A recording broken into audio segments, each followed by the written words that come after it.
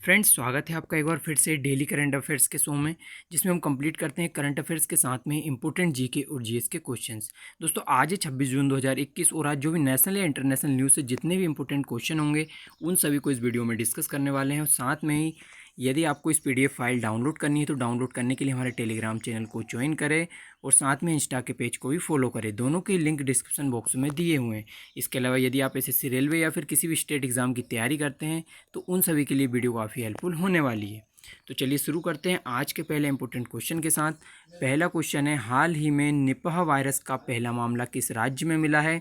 तो सबसे पहले दोस्तों याद रखना है, महाराष्ट्र के अंदर मिला है निपा वायरस का पहला मामला। सबसे पहले इसको समझने की कोशिश करते हैं थोड़ा, निपा वायरस क्या है। तो जैसा आप देख पा रहे हैं, यह है निपा वायरस, जो कि किससे, चमगादड़ों के द्वारा और सुअरों के द्वारा फैलता है। चमगादड़ों के द्वारा, जैसे कि ये फ्रूट वगैरह खाते हैं, उसके द्वारा ये मनुष्य में इमेज में देख पा रहे होंगे फैलता है, और साथ में ही डायरेक्टली सुअर के द्वारा भी मनुष्य में फैलता है। तो इस तरह ये महाराष्ट्र में अभी इसका पहला मामला मिला है। इसके बारे में और जानते हैं। तो सबसे पहले क्या हुआ है दोस्तों, महाराष्ट्र के अंदर भी कहाँ पर, जो महाबलेश्वर की गुफाएं हैं, महाबलेश्वर की गुफाओं में निपा वायरस का पहला मामला मिला है और ये चमगादड़ में देखने को मिला है। साथ में इसको किसने खोजा है, तो नेशनल इंस्टीट्यूट ऑफ वायरोलॉजी, जो कहाँ पर स्थित है, पुणे के अंदर स्थित है, और उसके द्वारा इसे खोजा गया है। और याद रखना इम्पोर्टेंट कि ये एक जूनोटिक वायरस है। दोस्तों, जूनोटिक वायरस का मतलब होता है कि जो वायरस जानवरों के द्वारा मनुष्य में फैलता है उसे जूनोटिक वायरस कहते हैं, क्योंकि एक नॉर्मल वायरस होता है जो कि डायरेक्टली मनुष्य में आता है। इसके अलावा अगर देखें, सबसे पहले इसकी खोज कहाँ पर ये पाया गया था, तो 1998 में मलेशिया के अंदर निपह नामक एक स्थान या गाँव था, उसी के नाम पर इसका नाम भी क्या रखा गया, निपा वायरस रखा गया, जो कि कहाँ पर 1998 में मलेशिया के अंदर मिला था। इसके अलावा दोस्तों, इसके पहले भारत में और मिल चुका है, जो कि 2001 के अंदर इसका पहला मामला मिला था सिलीगुड़ी, जो कि कहाँ पर है, पश्चिम बंगाल के अंदर है, वहाँ पर इसका पहला केस मिला था। लेकिन हाल ही में अभी महाराष्ट्र के अंदर मिला है। इसके अलावा दोनों फैक्ट याद रखना है कि चमगादड़ और जो घरेलू सूअर हैं उनके द्वारा ये वायरस फैलता है। साथ ही चमगादड़ को क्या बोलते हैं, तो फ्लाइंग फॉक्स कहा जाता है। तो ये पूरी चीज़ें थी इस तरह से। अब बात आई है महाराष्ट्र की। तो महाराष्ट्र में देखें तो लोकेशन यहाँ पर है महाराष्ट्र, जिसकी राजधानी है मुंबई। और दोस्तों, मुंबई यहाँ पर स्थित है, और जो कि पूछा जाता है किस द्वीप पर स्थित है, तो ये सालसेट द्वीप पर स्थित है, यहाँ की राजधानी मुंबई। सीएम अभी बने थे उद्धव ठाकरे और गवर्नर है भगत सिंह कोश्यारी। और साथ में जो महाबलेश्वर की पहाड़ी की बात आई दोस्तों, तो यहीं से एक नदी निकलती है, और वो कौन सी नदी है, तो वो है कृष्णा नदी। तो याद रखना इंपॉर्टेंट फैक्ट है ये भी, महाबलेश्वर की पहाड़ी से निकलती है कृष्णा नदी। अब अगला इंपॉर्टेंट क्वेश्चन है, हाल ही में किस राज्य में दुनिया के पहले आनुवांशिक रूप से संशोधित रबड़ का पौधा लगाया गया है? आनुवांशिक रूप से संशोधित यानी कि क्या बोलते हैं, जीनोटिकली मॉडिफाई पौधा लगाया गया है असम के अंदर। अब इसके बारे में जानते हैं, पूरे फैक्ट यहाँ पे पहले इमेज में इसको देख लीजिए। तो इसकी बात करते हैं, तो असम के अंदर कहाँ पर दोस्तों, गुवाहाटी में दुनिया के पहले आनुवांशिक रूप से संशोधित या फिर जेनेटिकली मॉडिफाइड रबड़ का पौधा लगाया गया है। लेकिन हुआ क्या दोस्तों, इस पौधे की अगर पूछी जाए कि खोज कहाँ पर की थी, मतलब कि सबसे पहले कहाँ पर इसको विकसित किया गया था, इस रबड़ के पौधे को, क्योंकि ये कि आनुवांशिक रूप से संशोधित पौधा है रबड़ का, तो इसे रबड़ अनुसंधान केंद्र कोट्टायम, जो कि कहाँ पर है, केरला में। तो याद रखना है, इसको बनाया कहाँ गया था या विकसित कहाँ किया गया था, तो रबड़ अनुसंधान केंद्र कोट्टायम के अंदर विकसित किया गया था। लेकिन वहाँ पर इसका लगाने को, इसका विरोध किया गया, और जिसके चलते इसका विरोध करने के बाद जो असम के गुवाहाटी है वहाँ पर इस पौधे को लगाया गया। तो इस तरह से याद रखना है, विकसित किया था केरला के अंदर, लेकिन लगाया कहाँ गया, तो असम के गुवाहाटी में। इसके अलावा इस तरह ये दूसरा जेनेटिक मॉडिफाई पौधा या फिर फसल है, क्योंकि इसके पहले एक और आनुवांशिक रूप से संशोधित पौधे को विकसित किया गया था, और जिसका नाम क्या था, तो इसका नाम था बीटी कॉटन यानी कि बीटी कपास। बीटी का मतलब है यहाँ पर बेसिलस थ्रियोनोसिस। तो इस तरह से याद रखना है। तो ये दूसरा जेनेटिक मॉडिफाई पौधा बना है। अब बात आई है असम की। तो दोस्तों, असम एक नॉर्थ ईस्ट राज्य है, यहाँ पर आप रेड कलर से इसको देख पा रहे होंगे लोकेशन। साथ में ही याद रखना है, यहाँ पर सबसे बड़ा, दुनिया का सबसे बड़ा नदी द्वीप है, जो कि माजुली नदी द्वीप है। और यहीं से दोस्तों एक नदी जाती है, कौन सी, ब्रह्मपुत्र, और उसके द्वारा यहाँ पर बनाया जाता है। साथ में ही याद रखना है, कैपिटल है यहाँ की दिसपुर, और मुख्यमंत्री बने थे हेमंत विश्वा शर्मा, और राज्यपाल जगदीश मुखी है। इसके अलावा दोस्तों तेजपुर जीआई टैग जो मिला था, तेजपुर की लीची का जो जीआई टैग मिला है वो असम को ही मिला था। एक इम्पोर्टेंट फैक्ट है दोस्तों, ये मंदिर पूछा जाता है कामाख्या माता मंदिर, बहुत इंपॉर्टेंट है। यहीं पर दोस्तों याद रखना है अम्बुबाची का मेला लगता है, इसलिए इम्पोर्टेंट है कामाख्या माता मंदिर, जो कि कहाँ पर है, असम के अंदर ही स्थित है। दोस्तों हाल ही में क्या हुआ था, 2 नए नेशनल पार्क बने थे असम के अंदर, तो उनके बारे में भी जानेंगे। तो सबसे पहले देख लेते हैं, अब टोटल 7 नेशनल पार्क हो गए। मानस है, काजीरंगा है एक सींग के गेंडे के लिए, साथ में ही और कौन कौन से हैं, तो ओरांग है, नामेरी है, डिब्रू साइखोवा है। 2 इंपॉर्टेंट नेशनल पार्क दोस्तों अभी हाल ही में चर्चा में आए और इनको बनाया गया। तो 6वां नेशनल पार्क बना था रायमोना नेशनल पार्क, जो कि गोल्डन लंगूर के लिए फेमस है। इसके अलावा जो 7वां भी नेशनल पार्क बना था वो है देहिंग पटकई नेशनल पार्क, जो कि कहाँ पर बना है, असम के अंदर। इस तरह से 7 नेशनल पार्क आपको पूरे याद रखने थे। अगला इंपॉर्टेंट क्वेश्चन है, हाल ही में किस राज्य सरकार ने कृषक बंधु योजना शुरू की है। दोस्तों हाल ही में कृषक बंधु योजना शुरू की है पश्चिम बंगाल ने। यहाँ पे आप देख पा रहे होंगे वेस्ट बंगाल के द्वारा कृषक बंधु स्कीम को लॉन्च किया है।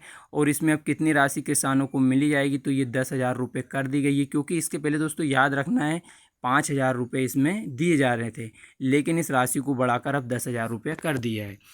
इसके बारे में थोड़ा सा और डिस्कस करते हैं। तो पहले याद रखना है कि कृषक बंधु जो योजना है पश्चिम बंगाल राज्य सरकार ने स्टार्ट की है। अब इसमें किसानों को क्या होगा, 10,000 रुपये की राशि मिलेगी। साथ में दोस्तों हुआ क्या है, सबसे पहले इस योजना को यहाँ पर थोड़ा सा करेक्ट करना है, 2018 के अंदर इस योजना को सबसे पहले शुरू किया था, लेकिन उस समय इसमें 5,000 रुपये मिलते थे। ठीक है, तो ये याद रखना है कि 2018 में इसमें कितने 5,000 रुपये मिलते थे, लेकिन अब इसको बढ़ाकर कितना दोगुना कर दिया है, 5,000 से कितना 10,000 रुपये की राशि कर दी है कृषक बंधु योजना के अंतर्गत। अब पश्चिम बंगाल की बात आई है, तो पश्चिम बंगाल में देख लेते हैं दोस्तों। हाल ही में यहाँ पर भी चुनाव हुए थे पश्चिम बंगाल के अंदर, मैप में लोकेशन यहाँ पर है। और यहाँ पर ममता बनर्जी ने अपनी सरकार तो बना ली है, लेकिन ये अपने गढ़ से ही, या फिर अपनी सीट थी कौन सी, नंदीग्राम सीट, और उस सीट से ही हार गई थी 1956 वोट से, और जो कि शुभेंदु अधिकारी ने इनको हराया था। तो ये इंपॉर्टेंट फैक्ट है, क्योंकि ये सीएम बन चुकी है, लेकिन नंदीग्राम सीट से फिर भी वहाँ से हार गई थी। राज्यपाल है जगदीप धनखड़ जी। साथ में ही यहाँ पर अभी मंत्री परिषद के गठन की भी, विधान परिषद गलत हो गया, थोड़ा सा नोट करना है, यहाँ पर विधान परिषद को भी मंजूरी दे दी है पश्चिम बंगाल ने, तो ये भी आपको इम्पोर्टेंट याद रखना है। साथ में दोस्तों भारत का पहला जो जीआई टैग अगर पूछे किसको मिला था, तो भारत का पहला जीआई टैग यहाँ ऊपर आप देख पा रहे होंगे, यहाँ पर स्थित है दार्जिलिंग, और दार्जिलिंग की चाय को ही भारत का पहला जीआई टैग मिला था। अब अगला इंपॉर्टेंट क्वेश्चन है कि प्रतिवर्ष अंतर्राष्ट्रीय ओलंपिक दिवस कब मनाया जाता है। तो दोस्तों प्रतिवर्ष 23 जून, याद रखना है 23 जून को मनाया जाता है इंटरनेशनल ओलंपिक डे।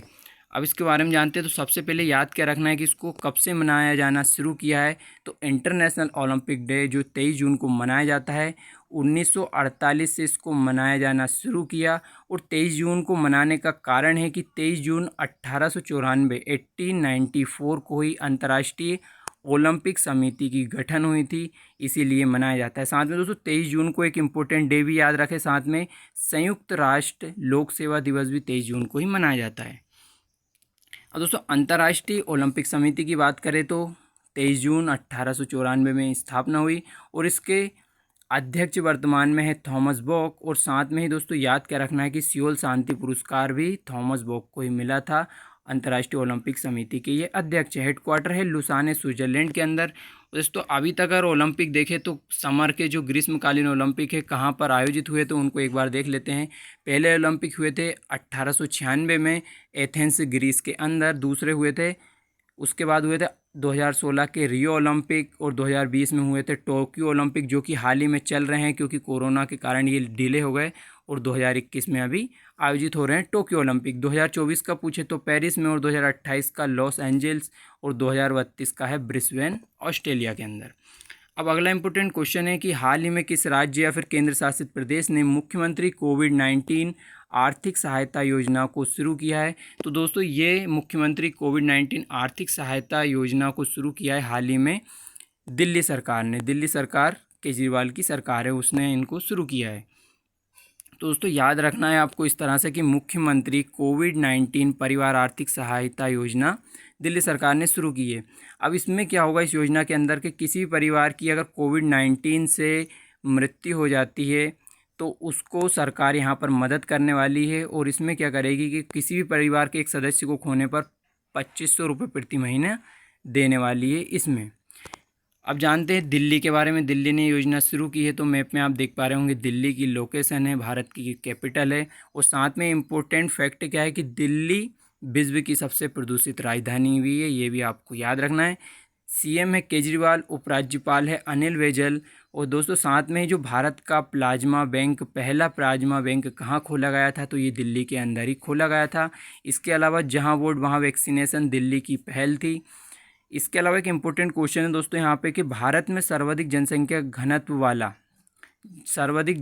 घनत्व कहाँ पर है, तो ये दिल्ली के अंदर है। इसमें ये नहीं पूछा है कि राज्य या फिर केंद्र शासित प्रदेश। अगर डायरेक्ट पूछे भारत में सर्वाधिक जनसंख्या घनत्व, तो ये दिल्ली के अंदर है। और कितना है, 11,332 किलोमीटर स्क्वायर। अगर पूछे कौन सा राज्य है सर्वाधिक जनसंख्या घनत्व वाला, तो वो फिर कौन सा आएगा उसमें, बिहार। लेकिन कुछ भी नहीं पूछे तब आएगा दिल्ली इसके अंदर। अब इसके अलावा अगर विधानसभा की सीट पूछे तो दोस्तों यहाँ पर है 70 विधानसभा की सीट है। और जो 1951 के एशियाई खेल कहाँ पर आयोजित हुए थे, दिल्ली के अंदर आयोजित हुए थे। अब अगला इम्पोर्टेंट क्वेश्चन है कि भारत का ऐसा कौन सा राज्य है जहाँ मगरमच्छ की तीनों प्रजातियाँ मौजूद हैं या फिर पाई गई है, तो ये राज्य है उड़ीसा। आपको याद रखना है, जहाँ पर मगरमच्छ की तीनों प्रजातियाँ पाई गई है। अब इसके बारे में देखते हैं। तो सबसे पहले दोस्तों मगरमच्छ की तीनों प्रजातियाँ उड़ीसा के अंदर मिली हैं या फिर पाई गई हैं।